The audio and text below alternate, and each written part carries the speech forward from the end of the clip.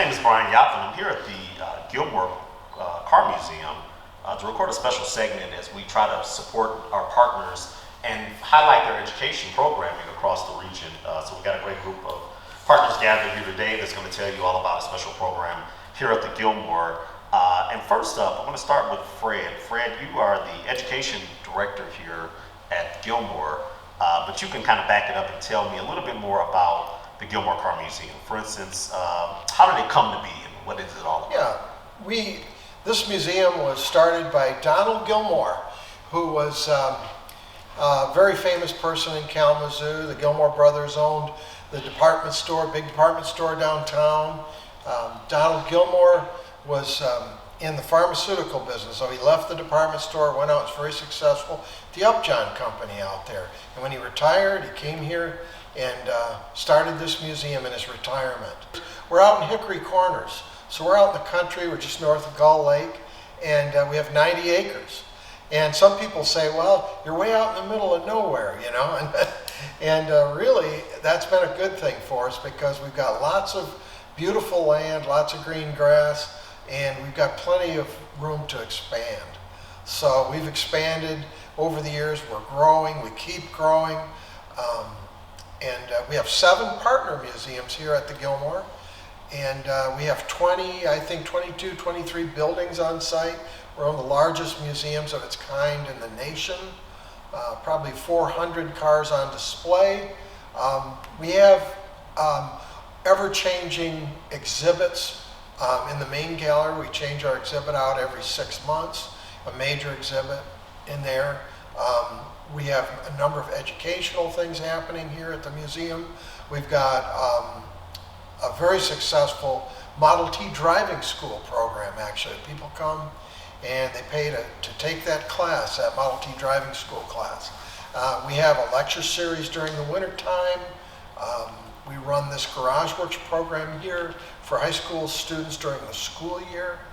And as the Director of Education, like you said, you have so many great programs. So one that we're here to highlight today, maybe the crown jewel of your programming is your Gilmore Garage Works. So as we get into it, maybe you can start us off by telling us about what Sure. Gilmore Garage Works is all about, how it started, and then we'll get more into started over 10 years ago as an idea. Our executive director wanted to have a program for high school students.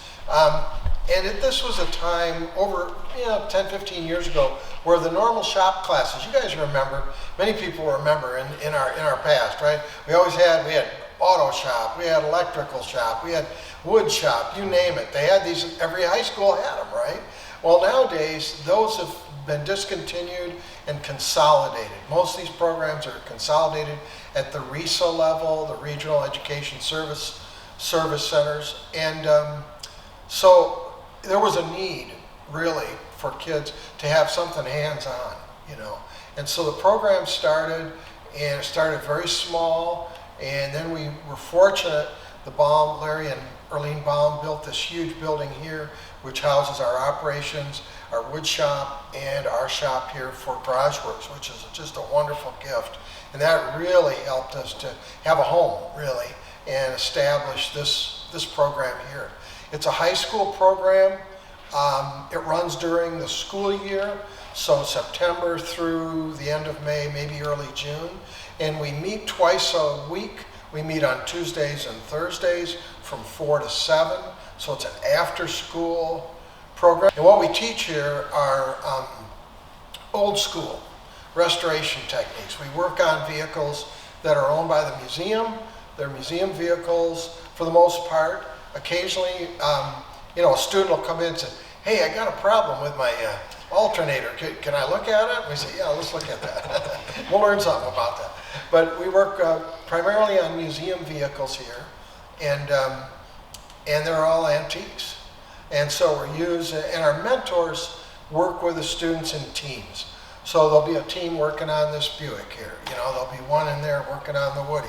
So we've got a motorcycle project over here. We've got an engine room. We have a welding area. So they're in teams working with a mentor or two in those teams. So they're like a grandfather almost to the kids.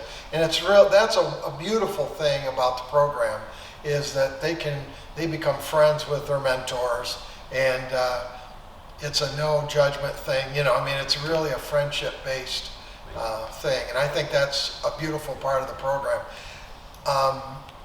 So we run, again, during the school year, 2 days a week. In the afternoon and evening, we serve a meal for the kids when they get here.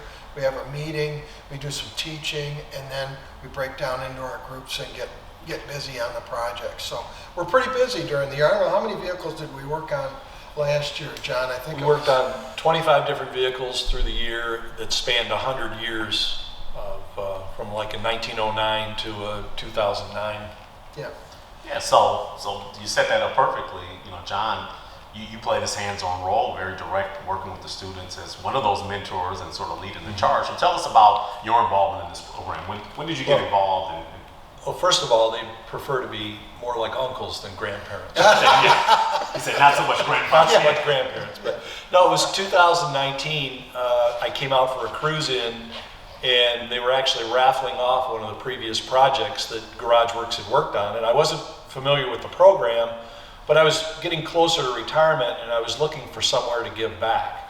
And I asked the director of the program at the time if they were looking for mentors, and he said yes. Well, it turned out the next day was an open house, so I came to the open house, and then, like I said, in 2019, joined as a mentor. Then eventually we slowed down during COVID. We had to reconfigure some different things, and the program manager at that time didn't want to come back, and they approached me to take it on. And that was only like 3 months after I retired, and obviously I wanted the program to keep going, so I agreed to step in and to do it. And I really do enjoy it. It's a great way to kind of, work with this generation, kind of teach them things like Fred said. The schools nowadays don't have a lot of hands-on learning, and this is a great place to do it, and we get such a variety of vehicles to work on.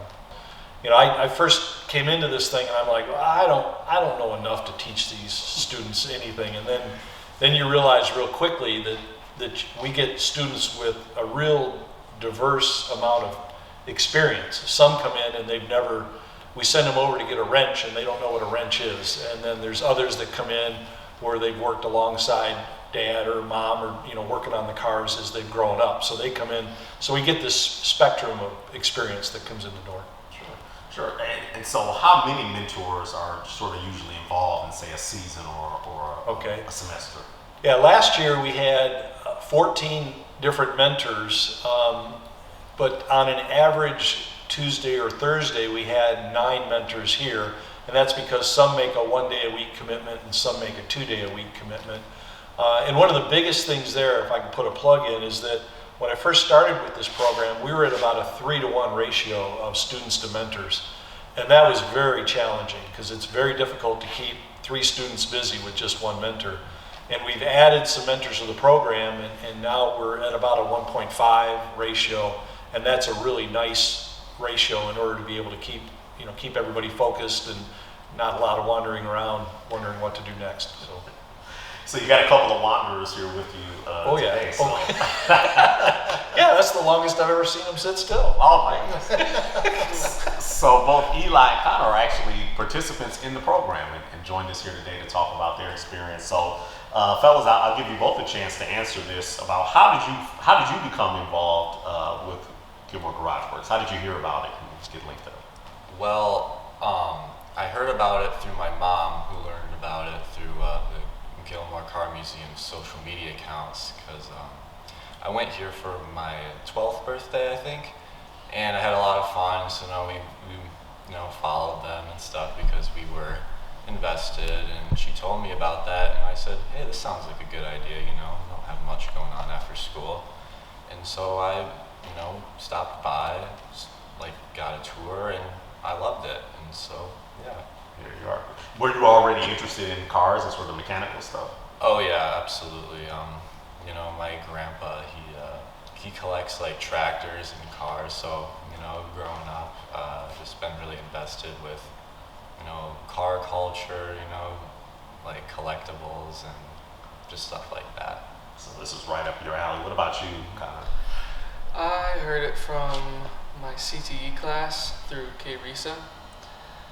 They had a little pamphlet of it, and I was the only one out of my class to ever even go there or even try to apply. So I was the only one out of Portage that came here. And that's pretty much how I heard about it. Yeah.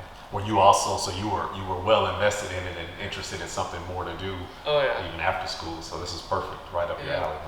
So what have you enjoyed the most? Connor, I'll go back to you. What have you enjoyed so far with the program? I really like the hands-on, and it's really nice to learn more older techniques because I've been learning a lot about new, but it's kind of seeming like older techniques are a lot easier and a lot, what's the word? A lot better, sort of say. Yeah, so it's like, you don't get a chance to work on many cars, especially of this vintage, Sean. You said No. you had cars spanning 100 years, so odds are you're not going to go into a classic mechanic situation and work on a 1920 car and, make some sense out of that. So Eli, what have you enjoyed the most? Well, obviously I love working on these cars, but I'd say one of the things I've enjoyed the most is the community of people here. You know, we all share obviously if you're here, you have at least some interest in car restoration or just cars in general. And that allows you to make a lot of friends, with other kids that are here, mentors, and stuff like that, yeah. So you mentioned that nobody else in your, in your circles even applied to be in the program. What would you say to those people that are maybe hesitant? Tell them. I say they're missing out. There's a lot of good skills that you can learn here, and it's really fun. Yeah, that sounds like it. John, these young men got involved in it. I understand that there's an opportunity for people in the near future to become involved with the program. So tell us about the open house sort of recruitment fair that's going to be going on pretty soon. Well, regarding the students, yeah, we have an open house scheduled for the 23rd, 23rd, I believe, of September. And that usually draws in a good crowd. We do tours, like during the Red Barn Spectacular, which was just a couple weeks ago, that just draws a huge crowd. We have the doors open and we catch people that are walking by, and we try to do tours to kind of, a lot of people have seen the building, but they've never seen it open. So then they come in and we walk them through, and like Fred kind of mentioned, we've got 5 separate areas. We've got an engine build, we've got the motorcycle area, and then we have like vehicle repair, and then we have a welding area in the back. So we have teams that are working in each one of those areas, but we can run these people that are interested in the tour past those different areas and see that it's not just changing oil and things like that. There's a real diversity of activities going on inside here. So Fred, as we wrap this up, you talked about some of the other programs that you have, including this, and some of the big plans that you have. It's always expanding. So you have some expansion plans that maybe you could share with us in ways that people can help out with that. As far as my area goes, we're building a brand new education center. So that's also going to be a fairly large expansion that's going to be on the museum grounds. It's going to be a build out from the interior of our museum into an open space. So where can they go to learn more about all that you've got going on? They can always go, the best place probably, if you're not familiar with the Gilmore, you can always come and visit. We're happy to give you a tour. Garage Works is always open. When we're open, anyone can walk in. A total open door policy for parents and friends. Come on in, we'll give you a tour. But if you want to learn more about the museum in general, go to gilmorecarmuseum.org. And you can see our education program under Learn. There's all sorts of different categories on the website there. You can explore all those areas and see and become involved too. We have 100, I think almost 200 volunteers, and they volunteer on the education committee, advisory board.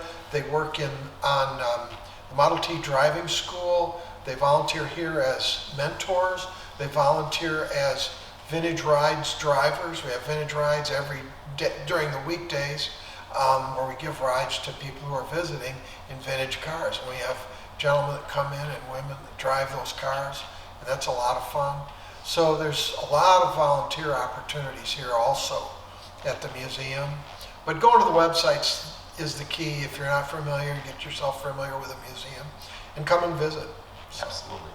Well, gentlemen, I want to thank you for taking the time to share so much about Gilmore Garage Works. I'm proud to say that Motor Cities was a partner, a grant partner of this program when it Yes. very first started. I remember 2012 when they were building the building, and it was needed to get it off the ground. I needed some people to believe in it, and we were happy to be on board. So to see where it's expanded a generation later and all the folks it continues to impact. So I thank you for sharing so much. We appreciate your support. Thank you, Brian. And thank you for hosting this, because we've been involved in Motor Cities for years now, and it's been really an enriching, rewarding experience too. So thank you for hosting us today.